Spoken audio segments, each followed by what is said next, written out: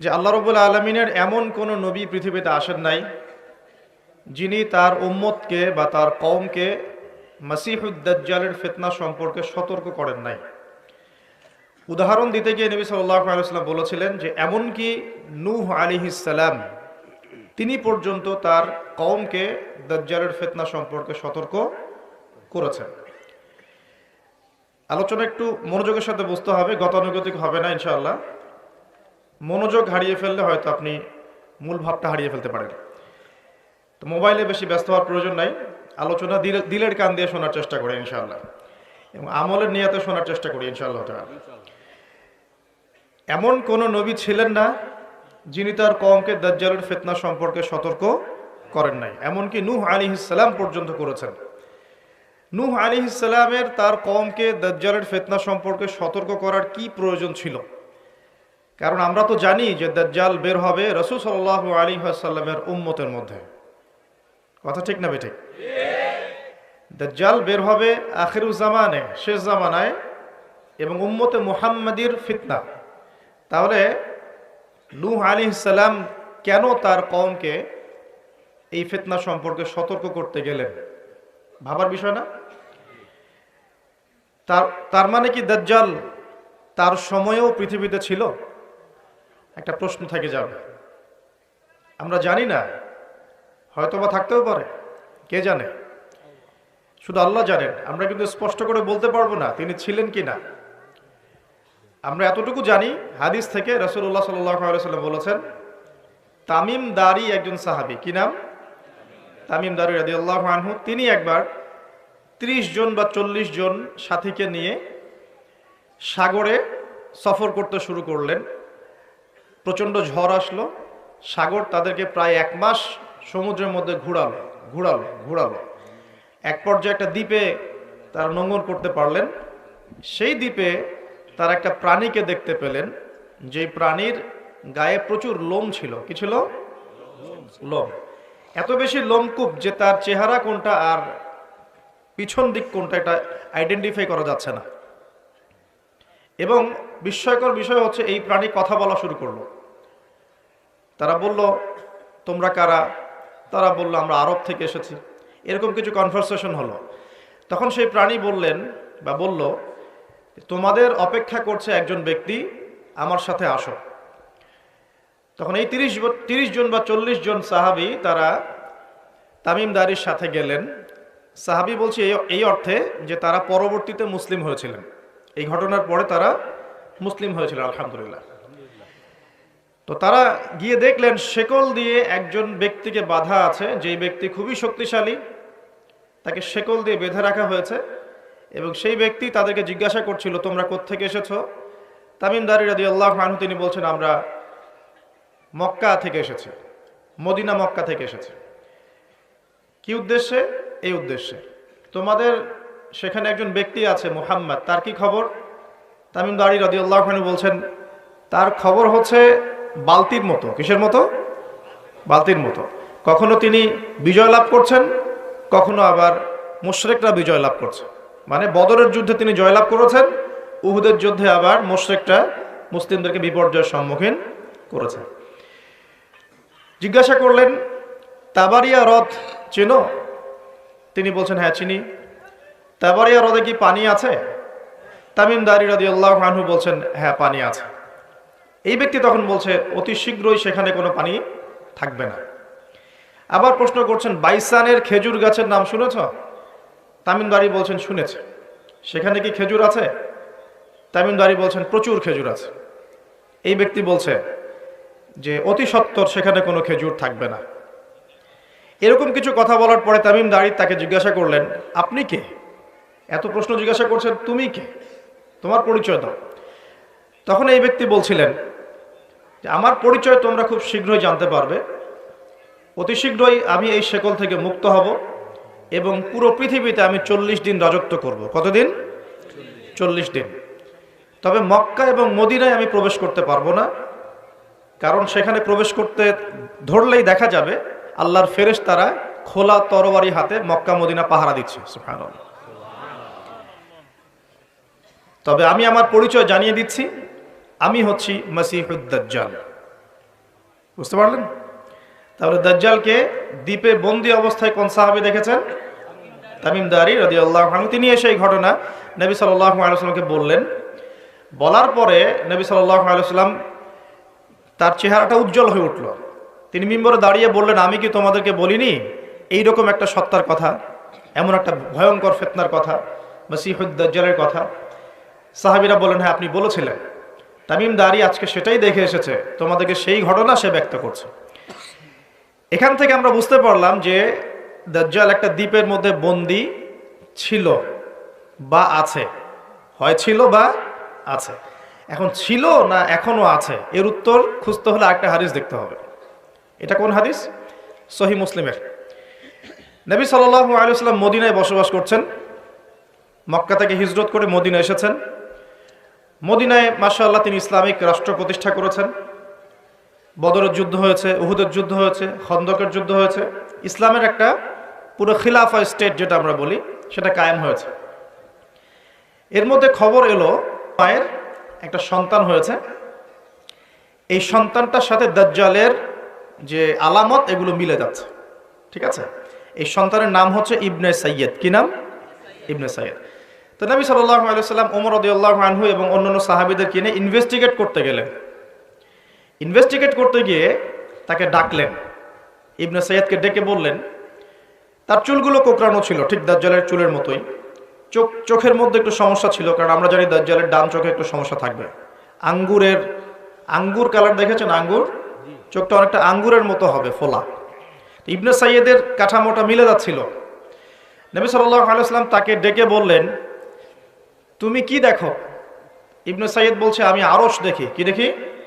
আরশ বোঝেন তো? আরশ মানে কি? আচ্ছা, এখানে আরশের কথা যেহেতু এসেই গেছে, একটা কথা বলে দেই যে নবী সাল্লাল্লাহু আলাইহি ওয়াসাল্লাম একটা হাদিসে বলেছেন, কিতাবুত তাওহীদ গ্রন্থের মধ্যে আছে, আমরা যে পৃথিবীতে বসবাস করছি, এই পৃথিবী থেকে প্রথম আসমান মানে পুরো মহাবিশ্ব, এর দূরত্ব হচ্ছে 500 বছরের রাস্তা। কত বছর? এভাবে দ্বিতীয় আসমান থেকে তৃতীয় আসমানের ডিস্টেন্স 500 বছরের পথ। কত বছর? এভাবে চতুর্থ, পঞ্চম, ষষ্ঠ, সপ্তম, এই 7 আসমানের প্রত্যেক আসমানের ডিস্টেন্স হচ্ছে 500 বছরের রাস্তা। এর উপরে আছে কুরসি। কি আছে? ওয়াসিআ কুরসিয়ুহুস সামাওয়াতি ওয়াল আরদ। আয়াতুল কুরসি পড়েন নাই? আয়াতুল কুরসি ঘুমানোর সময় পড়েন কি? যে ব্যক্তি ঘুমানোর সময় আয়াতুল কুরসি পড়ে, সারা রাত আল্লাহর পক্ষ থেকে একজন ফেরেশতা তাকে পাহারা দিবে। কিন্তু এই কথা নাসা বিশ্বাস করবে না, এই কথা বিজ্ঞান বিশ্বাস করবে না, কারণ তাকে চোখে দেখা যায় না। তাদের একটা জ্ঞানতাত্ত্বিক দর্শন আছে, যেটা আমরা ইউনিভার্সিটিতে পড়ে আসছি দীর্ঘদিন। সেটা হলো, যা চাক্ষুষ দেখা যায় না এগুলোতে বিশ্বাস করতে নাই। পরীক্ষা নিরীক্ষা পর্যবেক্ষণের মাধ্যমে যখন কোনো সিদ্ধান্ত পাওয়া যাবে সেটাই জ্ঞান, এছাড়া জ্ঞানের কোনো অস্তিত্ব নাই। স্কুল থেকে শুরু করে পিএইচডি ডিগ্রি পর্যন্ত এই দর্শনের উপর ডিপেন্ড করে শিক্ষা নিচ্ছি আমরা সবাই। এখন যা দেখি না বিশ্বাস করব না। এই কারণে পশ্চিমারা আল্লাহকে বিশ্বাস করে না, আল্লাহকে দেখা যায় না। ফেরেশতাকে বিশ্বাস করবে না, বলবে যে বোগাস কথাবার্তা। কোথায় ফেরেশতা দেখা যায়? যা দেখি না বিশ্বাস করবো কেন? আখেরাত দেখি না কেন বিশ্বাস করব? জান্নাত জাহান্নাম দেখি নাই কেন বিশ্বাস করব? জিন জাতি দেখি নাই কেন বিশ্বাস করব? আত্মা বা রুহকে দেখেছেন? রুহ বা আত্মা যেটা নিয়ে চলাফেরা করছেন দেখেছেন? কেন বিশ্বাস? কবরের আযাব কেন বিশ্বাস করব? এই কারণে তাদের দর্শন যেহেতু প্রোটেস্ট্যান্ট ভার্সনের জ্ঞানে বিশ্বাস করে, চাক্ষুষ দর্শন যেটা সেটাই জ্ঞান, এর বাইরে জ্ঞানের কোনো অস্তিত্ব আছে এটা বিশ্বাস করে না। এই কারণেই তারা ইমানের 6 পিলারের কোনো পিলারে বিশ্বাস করে না। আর ইমানের 6 পিলারই কিন্তু গায়েব।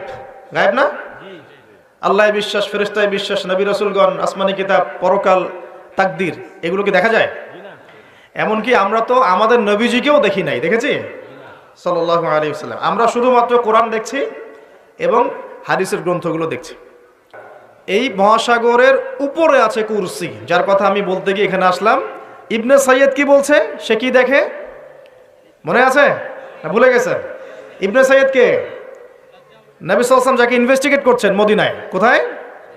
একটু খেয়াল রাখেন, তামিম দারি দ্বীপে দেখে আসছেন। কোথায় দেখে আসছেন? দ্বীপে। আর নবী সাল্লাল্লাহু আলাইহি ওয়াসাল্লাম ইনভেস্টিগেট করছেন কোথায়? মদিনায়। আচ্ছা, তো এখন এই ব্যক্তি বলছে আমি আরশ দেখি। নবী সাল্লাল্লাহু আলাইহি ওয়াসাল্লাম বলে আরশ কোথায়? সে বলছে আরশ পানির উপরে। কোথায়? পানির উপরে। তখন নবী সাল্লাল্লাহু আলাইহি ওয়াসাল্লাম বলছেন, তুমি তো তাহলে শয়তানের আরশ দেখছো। কার আরশ দেখছে? শয়তানের কিন্তু আরশ আছে, শয়তানেরও কিন্তু একটা আরশ আছে। কোথায় এটা জানেন? সমুদ্রের উপরে। অনেকে বলে যে ভাই বারমুদা ট্রায়াঙ্গেলে আছে নাকি, তো এটা আমরা জানি না, এভাবে বলা যাবে না, এটা আমরা ব্যাখ্যা করতে পারবো না, আল্লাহ ভালো জানেন। তো এখন শয়তানও কিন্তু সিংহাসনে বসে, দিন শেষে বসে ওর যে চেলা চামুন্ডা যারা আছে ওদেরকে ডাকে, ডেকে বলে আজকে কি করাইছো তোমরা? একজন বলে যে আমি তো জেনা করাই দিছি দুজনের মধ্যে, আমি মদ খাইয়েছি মানুষকে, আমি মানুষকে পরকীয়ায় লিপ্ত করেছি, আমি একজনকে একজনের বিরুদ্ধে উস্কে দিয়ে হত্যা করিয়ে দিয়েছি। এরকম করে শয়তানরা বলতে থাকে। তো ইবলিস বলে না, তোমরা তেমন কোনো কাজ করতে পারো নাই। ইতিমধ্যে একজন শয়তান এসে বলে যে আমি একটা কাজ করেছি। কি কাজ করেছো? যে আমি একটা পরিবারের স্বামী স্ত্রীর মধ্যে বিচ্ছেদ ঘটিয়ে দিয়েছি। কি করেছে? এটা এখন বেশি হচ্ছে না? বেশি হচ্ছে না? আপনারা খবর রাখেন না মনে হয়, পড়াশোনা করে দেখেন, প্রতি 3-4 মিনিট একটা ডিভোর্সের ঘটনা ঘটে, প্রতি 3-4 মিনিটের মধ্যে। তো এবার শয়তান তাকে ডাকে, এদিকে আসো, তুমি একটা কাজের কাজ করেছো। তখন নিজের গলার যে মালা বা যেটা আমরা গোল্ড মেডেল বলি, অ্যাওয়ার্ড যেটা বলি, এটা তার গলায় সে পরিয়ে দেয়, দিয়ে বলে তুমি একটা কাজের কাজ করেছো। তার মানে আমরা বুঝতে পারলাম শয়তানের কাছে সবচেয়ে বড় একটা মিশন কি? পরিবারগুলোকে ধ্বংস করে দেয়। খুব সতর্ক থাকতে হবে আমাদের সবাইকে। আল্লাহ পাক আমাদের সবাইকে ধৈর্য দান করুন। আমি কারণ পরিবার টিকে থাকে ধৈর্যের উপরে। আরেকটা বিষয় বলে দিই, স্বামী স্ত্রীর মধ্যে, যুবকরা এটা উপকৃত হবেন ইনশাআল্লাহ, স্বামী স্ত্রীর মধ্যে শুধুমাত্র ভালোবাসা পরিবার টিকানোর জন্য যথেষ্ট না। স্বামী স্ত্রীর মধ্যে ভালোবাসার চাইতেও বেশি প্রয়োজন হচ্ছে একে অপরের প্রতি বিশ্বাস। কি দরকার? বিশ্বাস না থাকলে ভালোবাসা টিকবে না। প্রয়োজন একে অপরের সম্মানবোধ, একজন একজনের সম্মানটা যেন বোঝে, এবং আনুগত্যের প্রয়োজন আছে। স্ত্রীটা যদি স্বামীদের আনুগত্য না করে সংসার টিকে না, সংসার ভেঙে যায়। বিশ্বাস, আনুগত্য, ভক্তি, সম্মান, শ্রদ্ধা, এর সাথে যখন ভালোবাসা যুক্ত হবে তখন পরিবারটা ইনশাআল্লাহ জান্নাতি পরিবার। আর কিছু বলদ আবার বলে দিতে পারে যে পরিবারকে আবার জান্নাতের সাথে তুলনা করে ফেললাম। এটা কি পরিবারকে জান্নাতের সাথে তুলনা করে দিলাম? জান্নাতি পরিবার মানে কি? পরিবারের মধ্যে আপনি সুখে আছেন।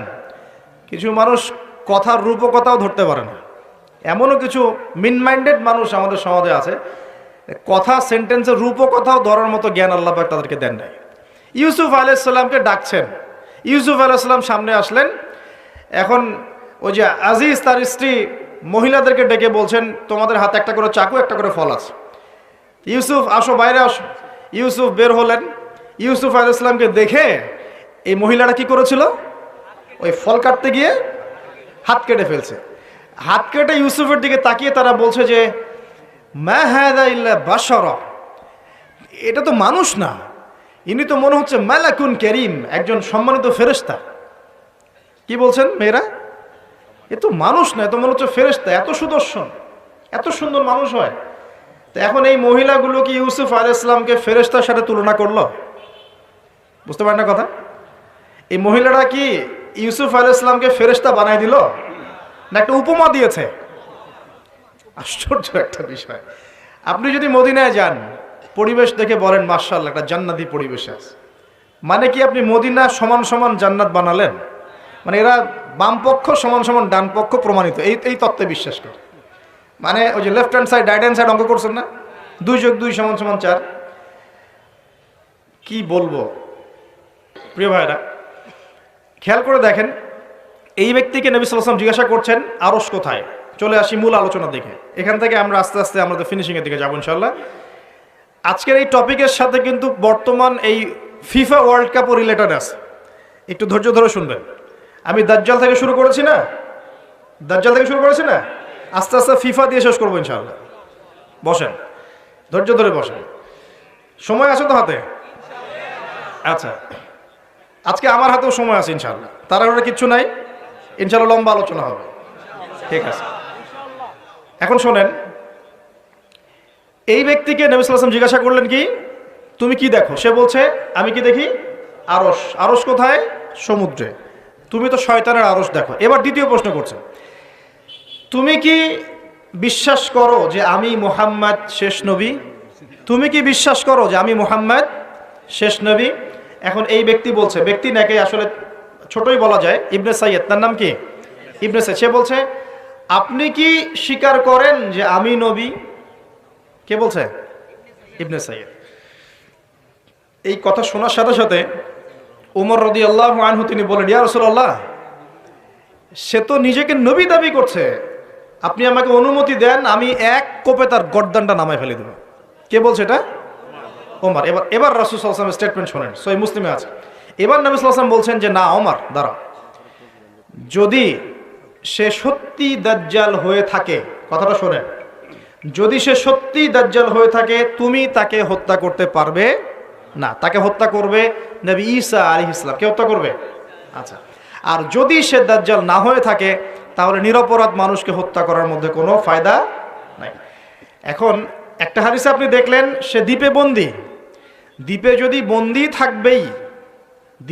বন্দী থাকবেই, আমার প্রশ্ন আপনার কাছে যে তাহলে নবী সাল্লাল্লাহু আলাইহি ওয়াসাল্লামের চেয়ে কি কেউ বেশি জানতে পারে সে দ্বীপে বন্দী আছে না নাই?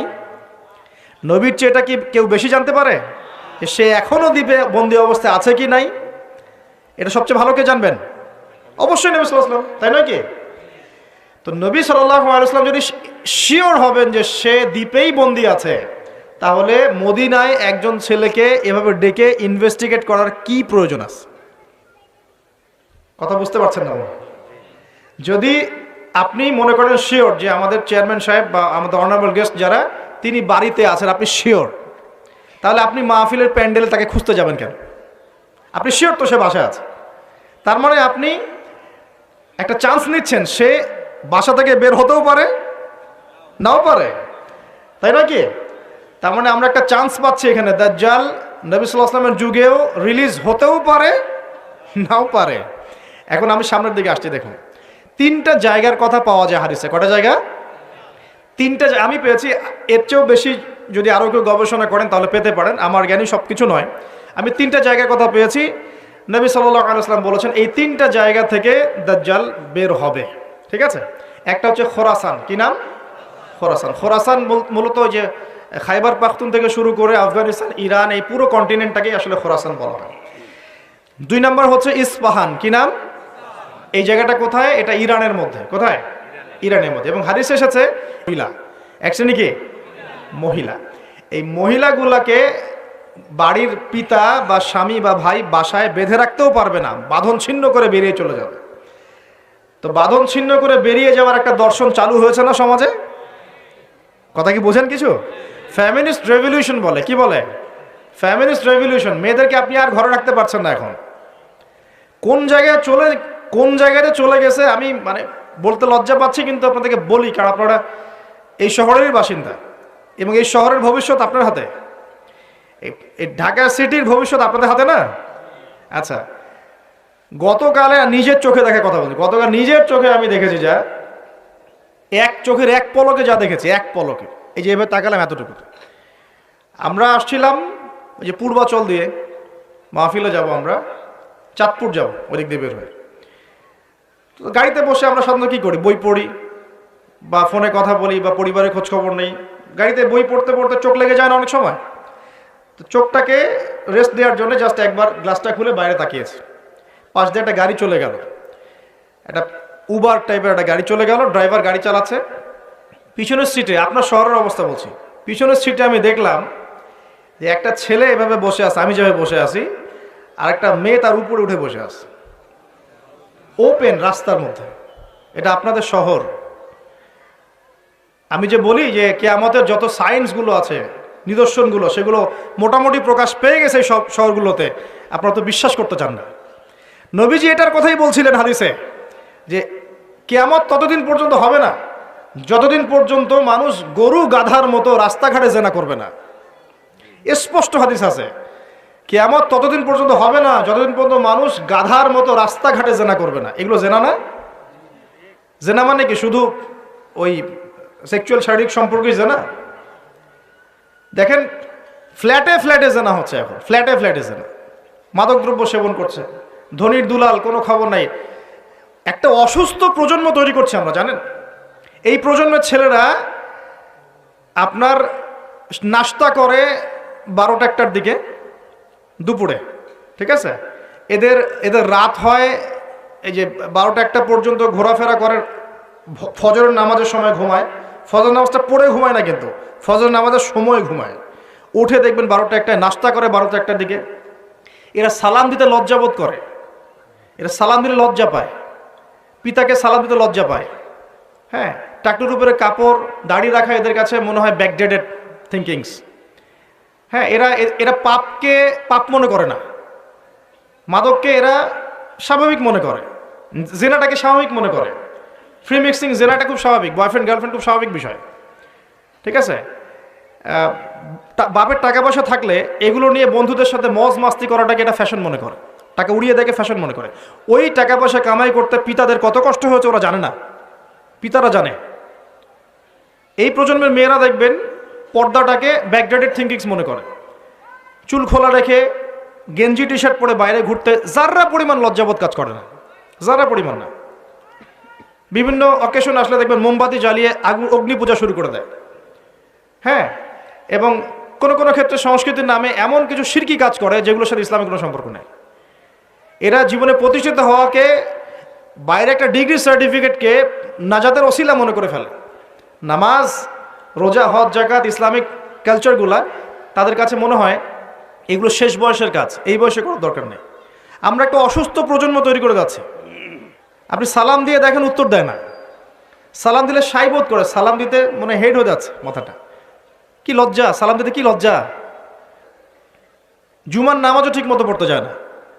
আমরা কি প্রজন্ম তৈরি করছি চিন্তা করে দেখবেন। মাদক, এই যে একটু আগে স্যার বলে গেলেন না, ম্যাক্সিমামই, অল্প কিছু মানুষ বাদ দিয়ে যারা একটু ধর্মকর্ম চর্চা করে, এইসব মানুষ বাদ দিয়ে ম্যাক্সিমামই মাদকের সাথে সম্পৃক্ত। আমি স্মরণ করায় দেই, আইয়ামে জাহিলিয়াত যেটা ছিল রাসূল সাল্লাল্লাহু আলাইহি ওয়াসাল্লামের যুগ, ওই যুগে বেশিরভাগ মানুষ মাদক খেত। তাহলে আমরা কি আইয়ামে জাহিলিয়াতে নাই? ওই যুগে বেশিরভাগ মানুষ সুদ খেত, আমরা এখন সবাই সুদ খাই। ওই যুগে সবাই শিরক করতো, আমরা এখন সবাই শিরক করি, অনেকেই শিরক করি। ওই যুগে গোত্রীয় হানাহানি ছিল, এখন এই গোত্রীয় হানাহানিগুলো পুরো গ্লোবালি হানাহানিতে রূপ নিয়েছে আর কি। দেশে দেশে হানাহানি, একটা দেশের মধ্যে পক্ষে বিপক্ষে হানাহানি, এগুলো তো রূপ নিয়েছে। কিছুই পরিবর্তন হয়নি আলটিমেটলি, বরং ওই আইয়ামে জাহিলিয়াতের চাইতে বড় স্কেলে চলছে। আমি দেখাচ্ছিলাম প্রিয় ভাইয়েরা এবং পর্দার আড়ালে বোনেরা যারা আছেন, যে কিয়ামতের সায়েন্সগুলো কিন্তু চলে আসছে। এখন এই প্রজন্মের দায়িত্ব কিন্তু আপনার হাতে। এই প্রজন্মের দায়িত্ব কার হাতে বলেন? এই শহরের দায়িত্ব কার হাতে? শুধু কি আলেম ওলামার হাতে? শুধু কি প্রশাসনের হাতে? এই শহরকে আপনি পাপমুক্ত করবেন কিভাবে? আপনাদের আমাদের কোনো ভূমিকা নাই? কি যে হচ্ছে কল্পনা করতে পারছে না। একটা চিত্র দেখছেন না, লাখ লাখ ছেলে দাঁড়িয়ে একটা পর্দার সামনে দাঁড়িয়ে আছে, গোল কখন হবে এই জন্য দেখছেন না? মিডিয়া এগুলো প্রমোট করছে না? ভাবখানে এমন যে কত সুখে আছি আমরা, তাই না? কি সুখ আমাদের, খেলা হচ্ছে, আমরা গোল গোল চিল্লাচ্ছি, খেলছে কোন টিম, সেই টিম আমাকেও চিনে না, আমার দেশের নামও জানে কিনা আল্লাহু আলাম। আমরা নাচানাচি করছি মাশাআল্লাহ, আমরা মারামারি করছি, কেউ মার্ডার হচ্ছে, কেউ আবার শোকে স্ট্রোক করে মারা যাচ্ছে, তাই হচ্ছে না? এমন কেন জাতিগতভাবে আমরা এমন কেন হলাম? জাতিগতভাবে আমাদের কোনো ব্যক্তিত্ব নাই, আমাদের কোনো গায়রত নাই। সামনে আসেন, আমি বুঝাচ্ছিলাম যে এই তিনটা জায়গা থেকে বের হবে এবং তার সাথে জয়েন হবে কারা? এবং এক শ্রেণীর নারী যাদেরকে আপনি ঘরে রাখতে পারবেন না। উদাহরণ দিতে এত দূর চলে গেছে। আরেকটা জায়গার কথা আসছে যে দাজ্জাল বের হবে শাম এবং ইরাকের মাঝামাঝি একটা রাস্তা থেকে। শাম মানে হচ্ছে ফিলিস্তিন, জর্ডান, লেবানন, এই যে পুরো কন্টিনেন্টটা আছে, এটার নাম শাম। কি নাম? শাম। সিরিয়া আছে এর মধ্যে। আর ইরাক হচ্ছে এই যে আমাদের ইরাক তো চিনেন, সাদ্দাম হোসেনের দেশ, চিনেন নাই? আচ্ছা, তো এর মাঝখান থেকে একটা রাস্তা থেকে মাসিহুদ দাজ্জাল বের হবে। একটু ভূগোল ঘাটবেন, একটু জিওগ্রাফি পড়ে দেখবেন। যার প্রথম দিনটা হবে 1 বছরের সমান। কত বছর? কিভাবে হবে আল্লাহ জানেন, আমি ব্যাখ্যা করতে পারবো না।